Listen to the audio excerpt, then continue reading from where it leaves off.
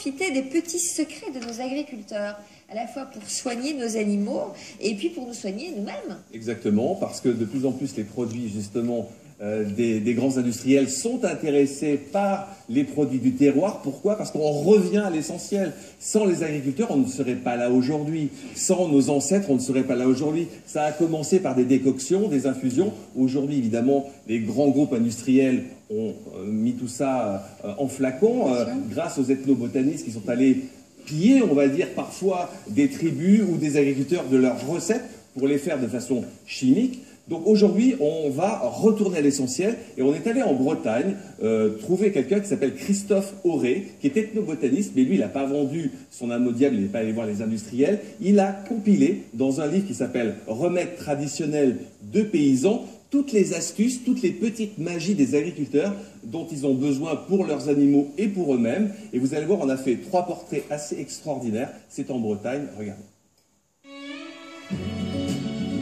Crapaudine, pâte de lion ou encore côte au bœuf, ça ne vous dit peut-être rien, pourtant au cœur de la Bretagne, ces surnoms sont donnés à des plantes bien connues des agriculteurs qui les utilisent comme remède pour eux ou leurs animaux, à mi-chemin entre magie et savoirs ancestraux. C'est pas des noms de laboratoire qu'on a. La crapaudine, par exemple, pour soigner un hématome, on allait chercher des fougères dans les ruisseaux qui s'appelaient la côte au bœuf. Et oui, la côte au bœuf, utilisée autrefois pour soigner les bêtes. Quoi d'autre, Jean? La taulion, c'est pareil, c'est une herbe que je trouve là dans mes pâtures. C'est efficace pour le rhumatisme. Nos anciens, ils avaient des méthodes nature pour soigner. Les jeunes, ils ont tout abandonné de ça et c'est dommage.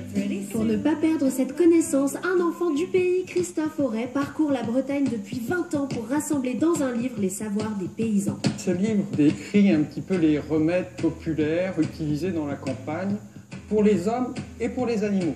On sait tous que les plantes ont un pouvoir médicinal. Mais ce que je ne savais pas, c'est qu'il existait une quantité de plantes autour de chez nous qui étaient utilisées par les gens de la campagne il y a 50 ans et encore parfois maintenant. Démonstration. Jean soigne toujours ses rhumatismes avec le géranium à feuilles découpées qu'il appelle pâte de lion. Je sens déjà que ça me chauffe, je dis ça fait du bien pour les rhumatismes, moi qui avais mal à un genou. Il y a aussi ce lichen, alias la crapaudine, qui sert à soigner les coups et les hématomes. Et avec cette racine de fougère, la fameuse côte au bœuf, Jean s'est encore préparé la potion magique et gluante qui favorisait le transit des bovins. Quand on interroge sur la médecine populaire, les remèdes populaires, il y a des gens qui vont nous parler de guérisseurs, voire même d'autres rituels beaucoup plus magiques. Continuons notre tour de Bretagne et de ses petites magies d'agriculteurs avec Joël qui lui détient un autre secret. Pour les vaches, on met du hou non piquant pour enlever les maladies de peau, les dards, la teigne et tout ça. Et les vaches ont un meilleur poil. Et quand le hou il jaunit, il n'y a plus de dards normalement. Mon grand-père et ma grand-mère me faisaient ça. On pense que c'est de la magie, mais je ne suis pas si sûr que ça. Magique ou pas, le hou fonctionne sur ces vaches en parfaite santé. Grande connaisseuse des plantes, Marie-Françoise, elle parle plutôt de recettes de grand-mère. C'est le pouvoir d'utiliser les plantes qui font du bien à la santé. On a toujours connu ça avec la grand-mère. Quand on avait du mal, c'était comme ça. C'est quand on a une piqûre ou une plaie qui s'infecte. Ça, c'est plutôt la fleur de lys. Oui. Et là, l'huile de millepertuis, ça, c'est plutôt... Pour les coups de soleil, et ça empêche la peau de se dessécher. Vous l'aurez compris, ces agriculteurs en savent long sur les vertus des plantes et des fleurs. Alors si ça n'est pas vraiment de la magie, ça y ressemble. Alors, quel remède vous nous proposez, Alors, Philippe, par exemple, pour les femmes? Quelques remèdes tout simples, voilà, tout le monde a des pommes de terre chez lui. Ouais. Eh bien, il suffit de garder les épluchures de pommes de terre. Quand vous avez une légère brûlure, vous les appliquez dessus et c'est vraiment magique. Comme tout à l'heure, il faut le faire tout de suite. C'est-à-dire qu'il ne faut pas attendre une vieille épluchure, il faut la faire tout de suite. Et ça marche, une légère brûlure, pas au 3e degré également. Une légère brûlure, ça marche super bien. On laisse 10-15 minutes, on refait l'opération, ça pendant 1 ou 2 jours. Pour les hommes. Pour les hommes, alors quelque chose d'un peu plus masculin, ça marche très bien. Alors soit vous prenez de l'avoine en poudre, soit de la farine de lin. Ça, les anciens savaient bien le faire. Quand on a une bronchite, on fait chauffer cette pâte dans de l'eau chaude.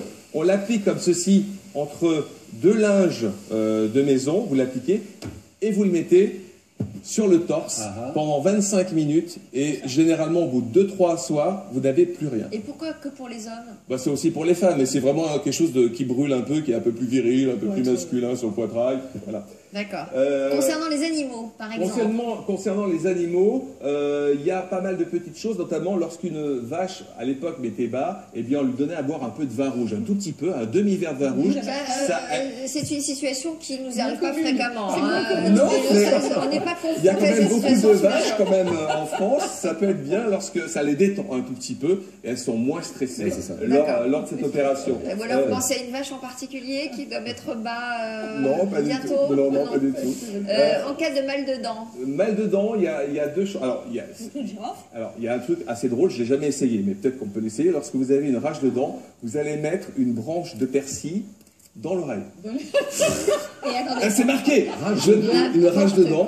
Et en fait, ça diminue la rage de dents. Avant, bien sûr, il faut que vous alliez dans l'oreille du côté duquel droite vous ou avez gauche, n'importe laquelle. En tout cas, c'est le persil. Est-ce que je peux partager un secret avec les femmes qui viennent d'accoucher à propos de persil? Ça me revient. Quand j'ai eu ma fille, voilà, au moment de l'allaitement, j'ai décidé de ne pas allaiter ma fille. Et du coup, j'ai évidemment une montée de lait et j'ai eu terriblement mal. Et toute la journée, les sages-femmes passaient me disaient: mettez du persil dans votre soutien-gorge. Je disais non, mais c'est pas possible. J'ai fini par aller faire acheter une botte de persil. Ça marche. Et ça marche, je vous jure. Toutes les femmes qui m'écoutent. Est-ce que tu as des photos? Est-ce que tu as des photos de cette époque-là? Ah non, mais j'avais des persils qui sortaient. Est-ce qu'on a des photos?